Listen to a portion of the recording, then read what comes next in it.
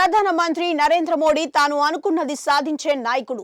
ఈ క్రమంలో ఆయన ఏవైనా ఇబ్బందులు వస్తే వాటిని పరిష్కరించేందుకు మిత్రపక్షాలను ఆశ్రయిస్తారు.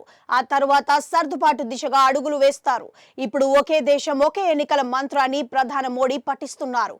ఈ క్రమంలో మాజీ రాష్ట్రపతి రామ్నాథ్ కోవింద్ తో కమిటీ ఏర్పాటు చేసి ఒక నివేదికను తెప్పించుకున్నారు. ఈ క్రమంలో ఇటు మిత్రపక్షాలతో పాటు అటు ప్రతిపక్షాలు కూడా దీనిని ఆమోదించేలా కొంతలో కొంతనైనా వారిని ఒప్పించేలా చేయాలన్నది మోడీ ఆలోచన.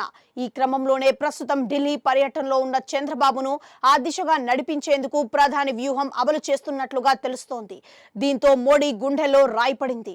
దీంతో ఇప్పుడు జమిలి బిల్లు ఇప్పుడు కాకపోతే మరో 3 మాసాల తర్వాత అయినా పార్లమెంటుకు రానుంది. ఈ క్రమంలో ఇటు మిత్రపక్షాలతో పాటు అటు ప్రతిపక్షాలు కూడా దీనిని ఆమోదించేలా కొంతలో కొంతైనా వారిని ఒప్పించేలా చేయాలన్నది మోడీ ఆలోచన.